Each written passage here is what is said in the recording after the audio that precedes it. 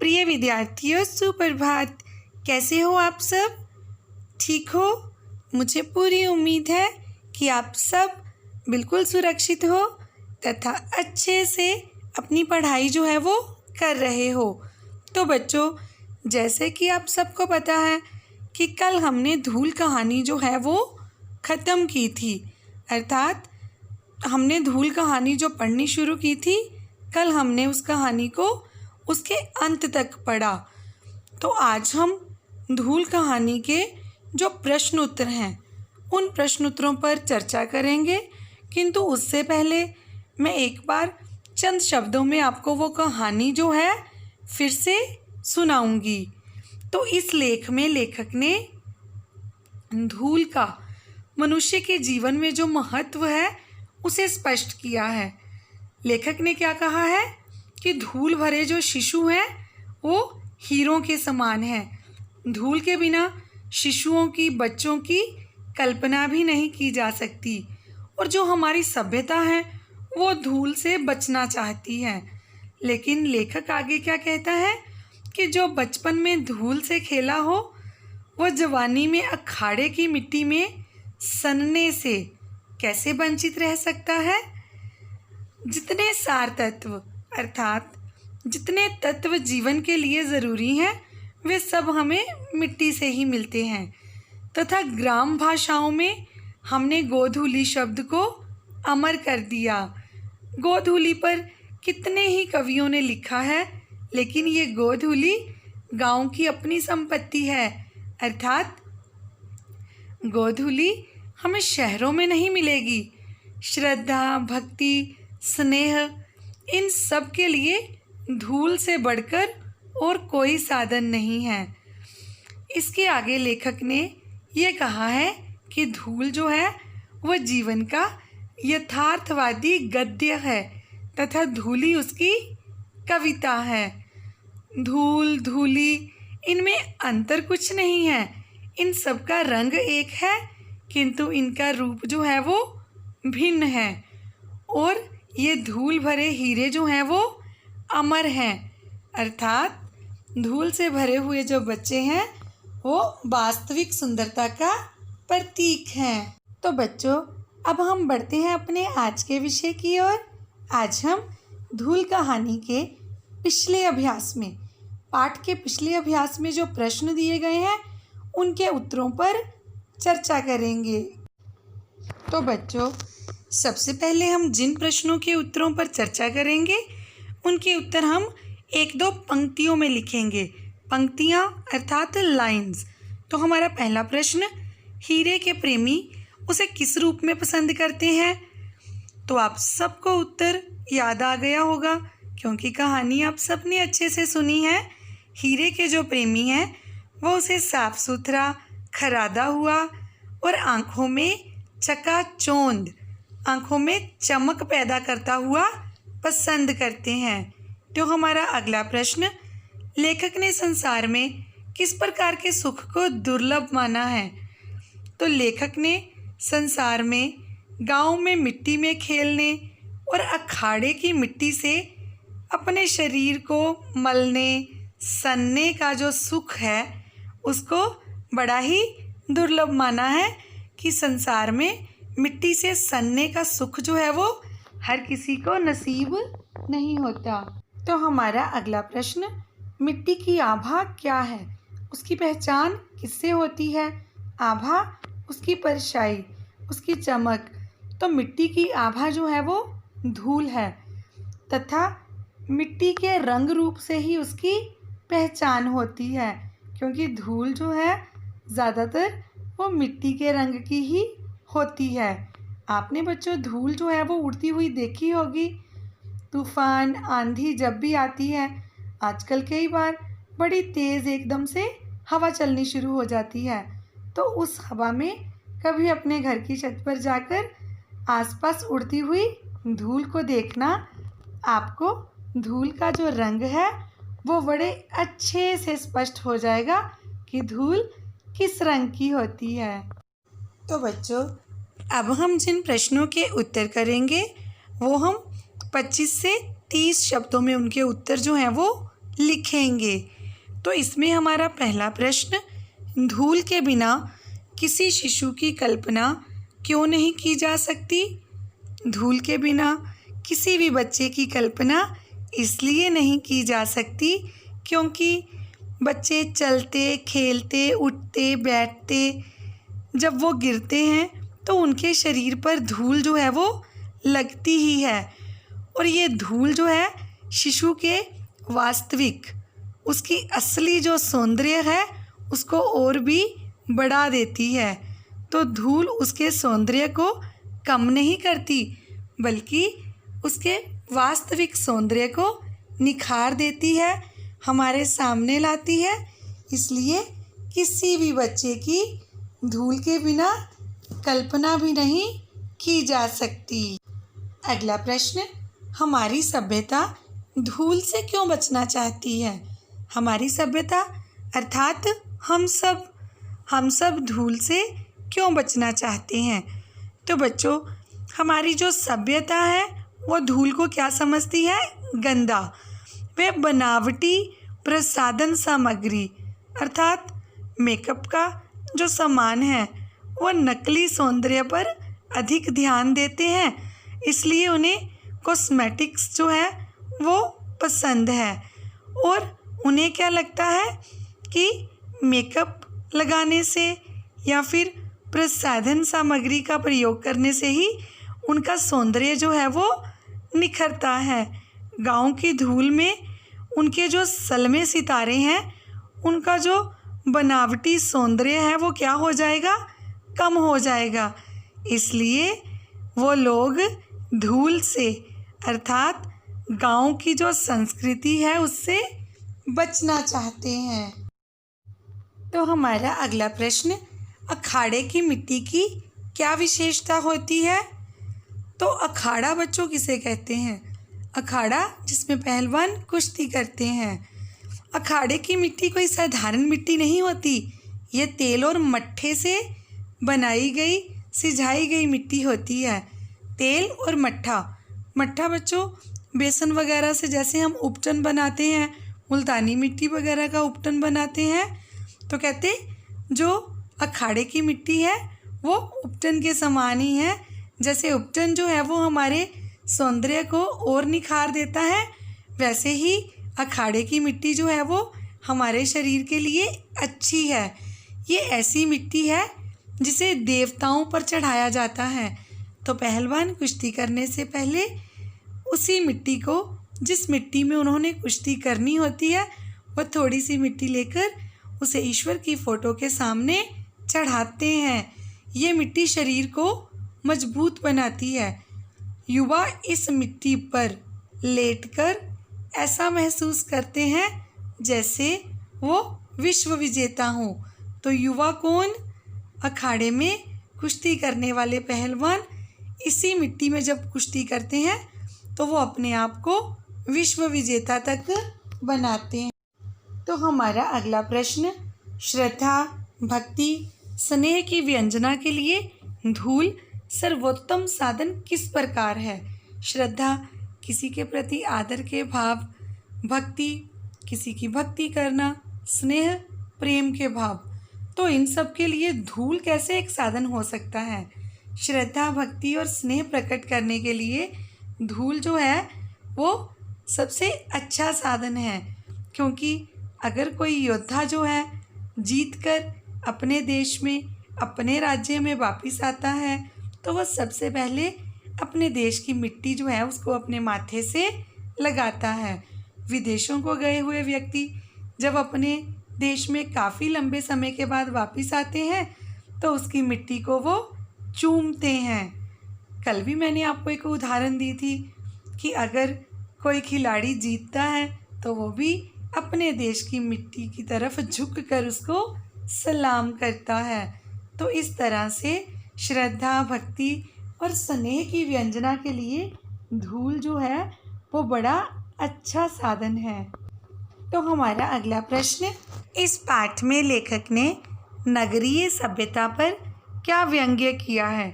नगरीय सभ्यता शहरों पर, शहरों की सभ्यता पर। तो बच्चों, कल जब हमने कहानी पढ़ी थी, उसका अंतिम हिस्सा पढ़ा था, तब मैंने आपको बताया था कि कैसे अगर किसी कवि ने गोधूली के समय में अच्छी अच्छी कविताएं लिखनी है तो उसको वो समय जो है शहरों में नहीं मिलेगा। अर्थात शहरों में कवियों को, लेखकों को गोधूली का जो समय है वो कभी प्राप्त नहीं हो सकता। तो इस पाठ में लेखक ने नगरीय सभ्यता पर ये व्यंग्य किया है कि नगर में बसने वाले जो लोग हैं इस बात से डरते हैं कि धूल जो है उन्हें गंदा ना कर दे। वो सोचते हैं कि अगर धूल उनके शरीर पर लगेगी तो उनकी जो नकली, जो उनका सौंदर्य है वो क्या हो जाएगा, फीका पड़ जाएगा। तथा मैले होने के डर से वो अपने शिशुओं को भी, अपने बच्चों को भी धूल से दूर रखते हैं। जबकि गांव में ऐसा नहीं है। गांव के बच्चे अपने माता पिता के साथ खेतों में काम करते हैं, खेतों में उनके साथ जाते हैं, खेतों की मिट्टी में वो पलते हैं, जन्म लेते हैं। तो इसलिए लेखक ने नगरीय शहरी सभ्यता पर व्यंग्य किया है कि उन लोगों को बनावटी सौंदर्य जो है वो अधिक पसंद है। वास्तविक जो सौंदर्य है, बच्चों के मुख पर लगी हुई जो धूल है, उसे तो शहरी लोग जो हैं वो क्या मानते हैं, गंदा। तो बच्चों, अब हम जिन प्रश्नों के उत्तर पर चर्चा करेंगे उनके जो उत्तर हैं 50 से 60 शब्दों में हमने लिखने होते हैं तथा ये प्रश्न अधिकतर 5 अंकों में पूछे जाते हैं। और एक चीज़ और, 5 अंकों के किसी भी प्रश्न का उत्तर लिखने से पहले आप सबने कोशिश करनी है कि आप कहानी का नाम तथा उस कहानी के लेखक का क्या नाम है वो ज़रूर लिखो। तो हमारा पहला प्रश्न, लेखक बालकृष्ण के मुंह पर छाई गोधूली को श्रेष्ठ क्यों मानते हैं? बालकृष्ण, श्री कृष्ण जी भी आप ले सकते हो, छोटा बच्चा भी ले सकते हो। तो छोटे बच्चे के मुंह पर छाई हुई जो गोधूली है, जो धूल है, लेखक उसे अच्छा क्यों मानता है? लेखक बालकृष्ण के मुंह पर लगी हुई धूल को श्रेष्ठ मानता है उसके अनुसार। इसके कारण बच्चे की, शिशु की आंतरिक जो सुंदरता है तथा उसकी जो आभा है वो खिल उठती है तथा धूल से भरे हुए शिशु का मुख बनावटी जो श्रृंगार की सामग्री का प्रयोग करने से सौंदर्य आता है उससे अधिक सुंदर दिखता है। अर्थात बच्चों का मुख प्रसाधन सामग्री से नहीं, धूल से भरा हुआ अधिक सुंदर दिखता है। ये वास्तविक होने के कारण नकली सौंदर्य से अधिक सुंदर दिखता है। इसमें बालक की जो आंतरिक सुंदरता है, उसके शरीर की जो कांति है, जो चमक है, वो जगमगा उठती है। इसलिए लेखक ने बच्चे के मुंह पर छाई हुई गोधूली को श्रेष्ठ माना है और ये कहा है कि किसी भी प्रकार के कीमती कॉस्मेटिक्स का जो सामान है उन सबसे अधिक जो है बच्चे की जो वास्तविक सुंदरता है वो धूल में ही नज़र आती है, धूल में ही दिखती है। अगला प्रश्न, लेखक ने धूल और मिट्टी में क्या अंतर बताया है? तो बच्चों, हमने कहानी पढ़ी है, कुछ ना कुछ तो आपको भी याद होगा, पर चलो हम एक बार इसका उत्तर जो है अच्छे से उस पर चर्चा करेंगे। लेखक ने धूल और मिट्टी में अंतर बताते हुए लिखा है कि धूल मिट्टी का ही अंश होती है, धूल मिट्टी से ही बनती है। जिन फूलों को हम अपनी प्रिय वस्तुओं का उपमान बनाते हैं, अर्थात अपनी प्रिय वस्तुओं की तुलना हम जिन फूलों से करते हैं वो सब फूल मिट्टी की ही उपज हैं। फूलों में जो रस, रंग, सुगंध, कोमलता आदि है वह भी तो मिट्टी की ही उपज है। मिट्टी और धूल में उतना ही अंतर है जितना शब्द और रस में, देह और प्राण में, चांद और चांदनी में। तो इस पंक्ति का अर्थ मैंने आपको कल भी समझाया था। शब्द, जिन शब्दों का हम प्रयोग करते हैं, और रस आनंद, अर्थात जितना शब्दों और रस में अंतर है, शरीर और प्राण में, प्राणों के बिना शरीर जो है वो कुछ नहीं, चांद और चांदनी में, उतना ही मिट्टी और धूल में अंतर है। मिट्टी की जो चमक है और सुंदरता है, उसी का नाम धूल है। मिट्टी के गुण, रंग, रूप, उसकी पहचान भी उसकी धूल से ही होती है। इसलिए लेखक ने मिट्टी और धूल में ये बताया है कि बड़ा कम अंतर है, दोनों एक ही हैं, केवल उनके रूप में थोड़ा सा अंतर है। तो हमारा अगला प्रश्न, ग्रामीण परिवेश में प्रकृति धूल के कौन कौन से सुंदर चित्र जो है वो प्रस्तुत करती है। ग्रामीण परिवेश, गांव का एनवायरनमेंट, वहाँ पे नेचर धूल के कैसे तथा कौन कौन से रूप जो है वो प्रस्तुत करती है। तो इसका उत्तर कुछ इस तरह से है, ग्रामीण परिवेश में प्रकृति धूल के द्वारा अनेक सुंदर चित्र प्रस्तुत करती है। जब अमराइयों के पीछे अमराइयाँ याद आया आम के बाग। जब अमराइयों के पीछे छिपे सूर्य की किरणें धूल पर पड़ती हैं तो ऐसा लगता है मानो आकाश में सोने की परत छा गई हो, अर्थात सूर्य की किरणों से पूरा आकाश जो है वो सुनहरी हो जाता है। सूर्यास्त के बाद एक लाइन पर बैलगाड़ियों के निकल जाने के बाद जो धूल उड़ती है वो आसमान में ऐसे छा जाती है मानो रुई के बादल जो हैं वो छा गए हों। चांदनी रात में मेले जाने वाली गाड़ियों के पीछे धूल ऐसे उड़ती है जैसे कोई कवि जो है वो कल्पना कर रहा है, अर्थात उड़ती हुई धूल कवि की कल्पना के समान लगती है, जैसे कोई कवि अपनी कल्पना शक्ति के माध्यम से कविता की रचना करता है। वो धूल जो है ऐसे दृश्य प्रस्तुत करती है। तो इस प्रकार कवि ने ग्रामीण परिवेश में धूल का बड़ा ही सुंदर चित्रण किया है।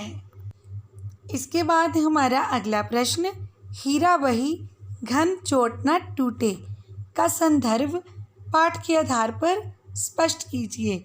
अर्थात हीरा वही घन चोट न टूटे पंक्ति का जो अर्थ है, पाठ के आधार पर जो कहानी आपने पढ़ी है उसके आधार पर स्पष्ट कीजिए। हीरा वही जो घन चोट न टूटे, कथन का संदर्भ पाठ के आधार पर कुछ ऐसे है कि सच्चे हीरे अर्थात किसान, देशभक्त आदि कड़ी से कड़ी परीक्षा को भी हंसते हुए झेल लेते हैं। वीर सैनिक, देशभक्त विपरीत परिस्थितियों में शत्रुओं से युद्ध करते हुए अपनी जान तक दे देते हैं किंतु पीठ कभी नहीं दिखाते। इसी प्रकार किसान भी सर्दी, गर्मी, बरसात आदि की मार झेलकर फसल उगाते हैं। ये विपरीत परिस्थितियों में बड़े से बड़े संकटों का सामना करने से डरते नहीं हैं, अर्थात वे लोग मुश्किलों का सामना बड़ी बहादुरी से करते हैं। तो बच्चों, हमारा अगला प्रश्न, धूल, धुल, धूली, धूरी और गोधूली की व्यंजनाओं को स्पष्ट कीजिए। तो ये पंक्ति सुनकर आपको कुछ ना कुछ कहानी भी याद आ गई होगी, क्योंकि कल कहानी में भी मैंने इस पर चर्चा की थी। तो अब हम इसका उत्तर जो है वो उस पर चर्चा करेंगे। तो उत्तर कुछ इस तरह से है, मिट्टी इस भौतिक संसार की जननी है, अर्थात इस दुनिया की, इस संसार की जननी जो है, जन्म देने वाली कौन है? मिट्टी। रूप, रस, गंध, स्पर्श के सभी भेद इस मिट्टी से ही जन्म लेते हैं। मिट्टी के दो रूप हैं, उज्ज्वल तथा मलिन। मलिन क्या होता है? गंदा। मिट्टी की जो आभा है उसका नाम है धूल। ये मिट्टी का श्रृंगार है, ये एक प्रकार से मिट्टी की ऊपरी परत है। तो धूल मिट्टी की ऊपरी परत ही होती है, जो गोधूली के समय आसमान में उड़ती है या चांदनी रात में गाड़ियों के पीछे पीछे खड़ी होती है। ये फूलों की पंखुड़ियों पर या शिशुओं के मुख पर श्रृंगार के समान सुशोभित होती है। तो लेखक ने धूल, धूली, धूली और धूरी में क्या अंतर स्पष्ट किया है कि धूल जो है वो हमारे जीवन का गद्य है, सच्चा गद्य, सच्ची कहानी, और धूली जो है वो कविता है। और धूली, धूली जो है वो छायावादी दर्शन है। तथा इसके बाद गोधूली। गोधूली क्या होती है बच्चों? जब गायें चलती है उनके खुरों के नीचे से जो धूल उड़ती है उसको क्या कहा है लेखक ने? गोधूली। तो इस प्रकार लेखक ने धूल के जो अनेक रूप हैं उनकी व्यंजनाओं को स्पष्ट किया है। तो हमारा अगला प्रश्न, धूल पाठ का जो मूल भाव है उसे स्पष्ट कीजिए। मूल भाव बच्चों, धूल पाठ में लेखक ने कौन सा मुख्य जो भाव है उसको स्पष्ट किया है। धूल पाठ के माध्यम से लेखक ने धूल को सुंदर जो है अर्थात धूल की जो सुंदरता है उसको हमारे सामने प्रकट किया है। पाठ के माध्यम से लेखक ने धूल की उपयोगिता एवं उसके महत्व को बताया है। धूल बचपन की अनेक यादों से जुड़ी होती है। शहरवासियों की चमक दमक जो है वो धूल को क्या समझती है? गंदा समझती है। किंतु लेखक ने नगरीय जीवन पर व्यंग्य कटाक्ष करते हुए कहा है कि जो शहरी सभ्यता है वो आधुनिक बनने के नाम पर स्वयं को धूल से दूर रखती है तथा अपने बच्चों को भी धूल से बचाती है। उन्हें क्या लगता है कि धूल में खेलने से उनके बच्चे जो हैं वो गंदे हो जाएंगे। किंतु लेखक ने धूल को श्रद्धा, भक्ति, स्नेह आदि की अभिव्यक्ति के लिए सर्वोत्तम साधन बताया है। लेखक ने क्या कहा है कि धूल हमें लोक संस्कृति से जोड़ती है। इसके नन्हे नन्हे कण जो हैं वो हमें देशभक्ति का पाठ पढ़ाते हैं। धूल की वास्तविकता का ज्ञान कराना ही इस पाठ का मूल भाव है। इसके साथ ही लेखक ने इस पाठ के माध्यम से हमारे अंदर देशभक्ति की जो भावना है वो भरी है। कैसे? किसानों की उदाहरण देके कि जो किसान हैं वो पूरा दिन धूल तथा मिट्टी से भरे रहते हैं। वो किसी भी तरह की मुश्किलों से डरते नहीं हैं, उनका डटकर सामना करते हैं। ये उनका देश प्रेम ही है कि वो अपने देश की मिट्टी से प्रेम करते हैं।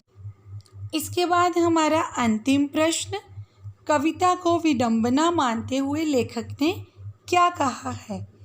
लेखक ने किसी पुस्तक विक्रेता द्वारा दिए गए निमंत्रण पत्र में गोधूली के समय का वर्णन किया तथा लेखक ने क्या देखा कि उसे लगा ये कविता की विडंबना है। कवियों ने कविता में बार बार गोधूली की इतनी महिमा गाई है कि पुस्तक विक्रेता महोदय जो है उस शब्द का प्रयोग कर बैठे। किंतु सच तो ये है कि शहरों में ना तो गायें होती हैं और ना गोधूली की बेला। अतः ये गोधूली शब्द जो है केवल कविता के गुणगान को सुनकर प्रयुक्त हुआ है। आगे लेखक ने क्या जोड़ा है कि गोधूली जो है वो गाँव की अपनी संपत्ति है। गाँव में, खेतों में, खलिहानों में आपको गायें चलती हुई मिलेगी, उसके खुरों से उड़ती हुई धूल मिलेगी। किंतु शहरों में हर सुविधा होते हुए भी गोधूली जो है वो कहाँ? गोधूली तो गाय के पवित्र खुरों से निकलने वाली धूल है। ये हाथी घोड़ों के पैरों के नीचे से उड़ने वाली धूल नहीं है। इसलिए लेखक ने कविता को विडंबना मानते हुए लिखा है कि शहरों में सब कुछ होते हुए भी कवियों को गोधूली जो है वो नहीं मिल पाती। तो बच्चों, आज हमने धूल कहानी के प्रश्नों के जो उत्तर हैं उन पर चर्चा की। मुझे उम्मीद है कि आपको प्रश्नों के उत्तर जो हैं वो अच्छे से समझ आ गए होंगे। हाँ, अगर किसी भी प्रश्न के उत्तर में कोई भी समस्या हो तो मैं साथ में आपको क्वेश्चन आंसर्स का लिंक भेजूंगी। उस लिंक पे क्लिक करके आप अपनी समस्या का समाधान जो है वो ढूंढ सकते हो तथा साथ में इन सारे प्रश्नों के उत्तर आपने बड़ी ही सुंदर हैंडराइटिंग में अपनी नोटबुक्स पे लिखने हैं। मैं ये नहीं कहती कि एक दिन में ही सारे प्रश्नों के उत्तर लिखो। हाँ, थोड़े थोड़े करके अपनी नोटबुक्स जो है वो आपने कंप्लीट करनी है। तो बच्चों, आज के लिए इतना ही। इस पाठ के कुछ प्रश्न जो हैं वो अभी रहते हैं।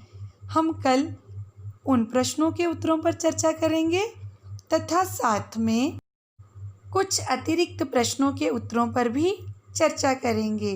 तो आज के लिए इतना ही बच्चों। कल फिर मिलेंगे एक नई हिंदी कक्षा में। धन्यवाद बच्चों।